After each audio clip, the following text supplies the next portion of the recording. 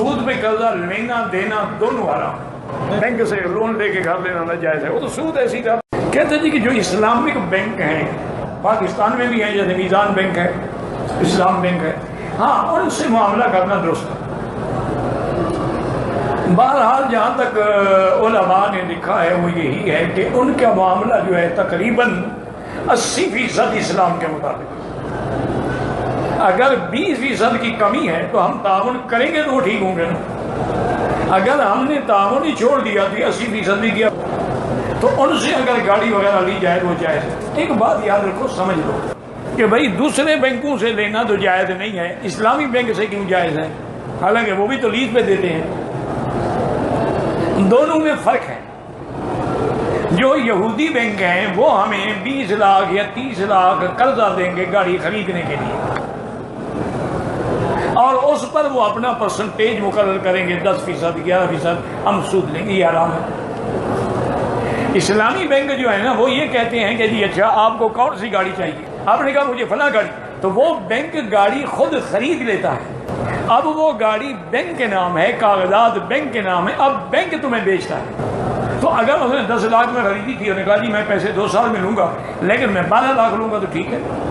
کیونکہ وہ تو چیز دے رہا ہے نا آپ کو بدلے کا، صرف پیسے نہیں دے رہا بلکہ وہ چیز دے رہا ہے کہ جی یہ گاڑی ہے، اس کی قیمت اب ہم یہ لیں گے، تمہیں سودا قبول ہے، کر لو نے نہیں، اس لیے وہ جائز ہے۔ اس میں سوال پوچھا کہ کمپنیز، بینک اور حکومت پاکستان جو قرض کی اسکیمیں نکالتی ہیں ان سے قرض لینا کیسا؟ جواب سماعت فرمائیے گا۔ یہ جو حکومت پاکستان کی قرض اسکیم ہے یا بینک وغیرہ جو قرض دیتے ہیں، اور اکثر کمپنیز جو ورکر حضرات کو قرض دیتی ہیں، ان میں ہم نے بڑی تحقیق کے بعد یہ نتیجہ نکالا کہ یہ سب سودی قرض ہے، اور اس پر باقاعدہ فتاوی جات بھی جاری ہوئے۔ ایک شخص 1 لاکھ روپیہ کسی کمپنی، بینک یا حکومت پاکستان سے قرض لیتا ہے، اس کو پھر اس کے بعد تقریباً 2.25 لاکھ روپیہ سود کے ساتھ قرض اتارنا پڑتا ہے۔ کوئی خوف خدا رکھنے والی کوئی پرائیویٹ ہی کمپنی ایسی ہوگی جو اپنے ورکرز یا اسٹاف وغیرہ کو صرف قرض دیتی ہوگی، اس سے سود نہیں لیتی ہوگی۔ لہٰذا بینک وغیرہ،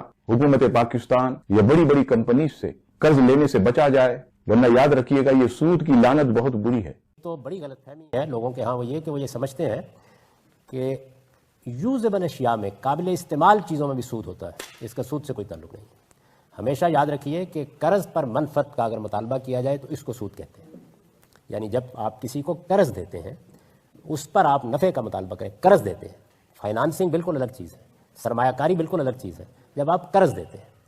تو اس پر اگر آپ نفع کا مطالبہ کریں تو اس کو قرآن مجید سود کہتا ہے، ربا کہتا ہے، اور اس کے بارے میں اللہ تعالیٰ نے فرمایا ہے کہ یہ ظلم بن جاتا ہے۔ ایک آدمی کی ضرورت تھی، اس نے کوئی کاروبار کرنا تھا، اس نے بیٹی کی شادی کرنی تھی، بچے کو تعلیم دلانی تھی، کوئی گھر بنانا تھا، وہ آپ کے پاس قرض مانگنے کے لیے آ گیا ہے، تو اگر زائد ہے تو ہمارے مذہب کی تعلیم یہ ہے کہ اس کو دے دیجیے، ویسے ہی دے دینا چاہیے، اس لیے کہ آپ کی ضرورتوں سے زائد جو کچھ ہے وہ معاشرے ہی کا حق ہے، اللہ نے اسی لیے آپ کو دیا ہے۔ لیکن اگر اس کی ہمت نہیں ہے تو قرض دے دیجیے۔ اس سے آگے یہ کہنا کہ اب اس قرض پر میں نفع بھی لوں گا، اس کو قرآن مجید کہتا ہے کہ یہ ظلم ہے، یہ نہیں ہونا چاہیے۔ یہ کیوں ظلم ہے؟ اس لیے کہ جس وقت کوئی آدمی قرض لیتا ہے آپ سے اور صرفی مقصد کے لیے قرض لیتا ہے یا کوئی کاروبار کرتا ہے، تو وہ جو کچھ بھی آپ سے لے گا وہ جا کر اپنے آپ کو کھو دے گا، یعنی اس میں صرف ہو جانا ہے، خرچ ہو جانا ہے، کنزیوم ہو جانا ہے، اس کو وہ دوبارہ محنت کر کے پیدا کرے گا۔ اب بڑی مشکل سے وہ آپ کا قرض واپس کر دے، آپ اس پر منفعت کا مطالبہ کر رہے ہیں، تو اس کو ناجائز قرار دے دیا گیا۔ جب یہی روپیہ آپ کسی چیز میں بدل دیتے ہیں، مثال کے طور پر آپ نے اسی روپے کو 2 کروڑ روپیہ کسی نے آپ سے قرض مانگا، آپ نے وہ نہیں دیا، آپ نے کہا میں تمہیں گھر بنا دیتا ہوں، میں تمہیں گاڑی خرید دیتا ہوں، تو جب آپ اس کو کسی چیز میں بدل دیتے ہیں، چیز سے مراد ہے قابل استعمال چیز، یوزیبل چیز، اس پر نفع لینے کا آپ کو حق ہے، وہ کرایہ ہے۔ ہر وہ چیز جس کو آپ استعمال کرتے ہیں اس کا کرایہ بالکل جائز ہے۔ کیوں؟ اس لیے کہ اگر آپ واپس مانگیں گے تو چیز موجود ہے جو دے دی جائے گی، دوبارہ پیدا کرنے کی زحمت نہیں کرنی پڑے گی، روپیہ صرف ہو جاتا ہے۔ یا آپ نے کسی سے آٹا ادھار مانگا، کھا جائیں گے نا، آپ نے پھل لیا، استعمال کر لیں گے، وہ اپنے وجود کو برقرار نہیں رکھ سکتا۔ تو وہ سب چیزیں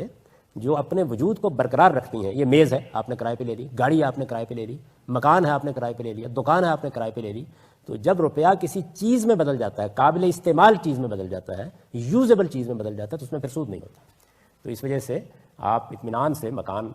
گاڑی یہ لے سکتے ہیں، اس پر جو آپ زائد دیتے ہیں وہ استعمال کا کرایہ ہے، اس لیے کہ آپ نے بالاقساط اس کی قیمت دینی ہے۔ اس کو ایک سادہ طریقے سے سمجھ لیجئے، یعنی ظلم تو ایک طرف، یہ بہت بڑا احسان بن جاتا ہے۔ آپ دیکھیے بے شمار لوگ ہیں وہ کرائے کے مکانوں میں رہتے ہیں، تو آپ کسی ایسے مالک مکان کا تصور کریں کہ آپ نے اس سے کرائے پہ گھر لیا، اس نے کہا کہ میں آپ سے 50,000 روپے مہینے کا کرایہ لوں گا اور آپ 50,000 روپے کی قسط دیتے رہیں، آج قیمت طے کر لیتے ہیں، جس دن پیسے پورے ہو جائیں گے مکان بھی آپ کا ہو جائے گا۔ تو یہ بالکل یہی چیز ہے، جب روپے کو آپ کسی قابل استعمال چیز میں تبدیل کر دیتے ہیں تو پھر اس میں سود کا سوال ختم ہو جاتا ہے۔ تو مارٹگیج پر گھر لیں آپ یا گاڑی لیں، کوئی بھی قابل استعمال چیز، مثال کے طور پر کسی فیکٹری کی مشینری لے لیا آپ نے، ان میں سود نہیں ہوتا۔ سود صرف روپے میں ہوتا ہے، یعنی ان چیزوں میں ہوتا ہے جو اپنے وجود کو کھو دیتی ہیں، فنا ہو جاتی ہیں، پھر دوبارہ پیدا کرنی پڑتی ہیں، اس پر اللہ تعالیٰ نے نفع دینے کو منع کیا۔ وہ ہم سے کن ٹرمز اینڈ کنڈیشن میں ڈیل کر رہا ہے، بس ہمیں وہ دیکھنا ہوگا۔ اچھا، اب آپ اس میں صورتحال یہ ہوتی ہے کہ مثال کے طور پہ ایک مکان ہے وہ $1,00,000 کا ہے، لیکن وہ 1.5 لاکھ میں دے رہے ہیں آپ کو، ٹھیک ہے، لیکن وہ سود نہیں کہہ رہے، وہ کہہ رہے ہیں یہ مکان کی قیمت ہم نے 1 لاکھ میں خریدی لیکن ہم آپ کو 1.5 لاکھ کا بیچیں گے، تو اس میں سود کہاں سے ہوا؟ ہر ایک ایسا کرتا ہے، آپ ایک چیز لاتے ہیں تو تھوڑا سا نفع میں ہی بیچتے ہیں، ٹھیک ہے نا، اگر آپ نفع میں نہ بیچیں تو پھر تو فائدہ ہی نہیں نا۔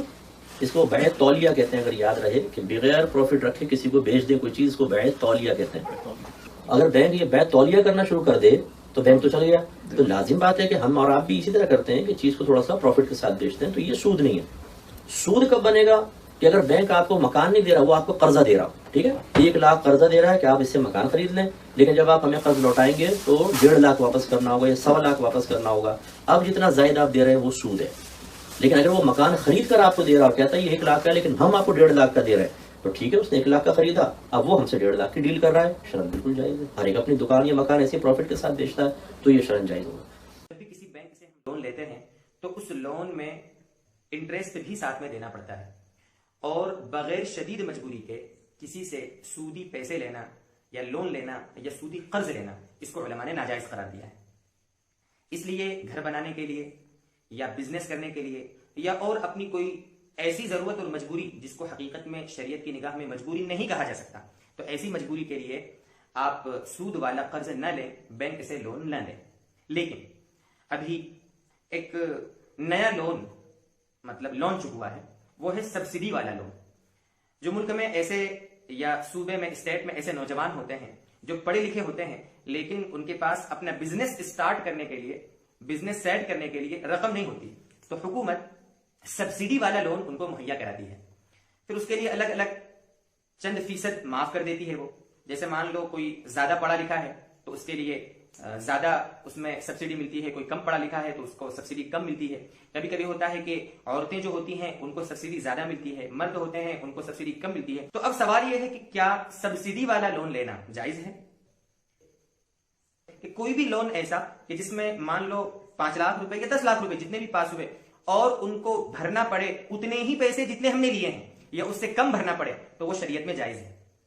اگر آپ نے 5 لاکھ روپے لیے ہیں اور آپ کو 5 لاکھ سے کم یا 5 لاکھ روپے ہی بھرنا ہے یا 5 لاکھ سے کم بھرنا پڑے تو یہ لون لینا جائز ہے، اور جہاں 5 لاکھ کے اوپر بھرنا پڑے، سود دینا پڑے، تو وہ لون لینا جائز نہیں ہے۔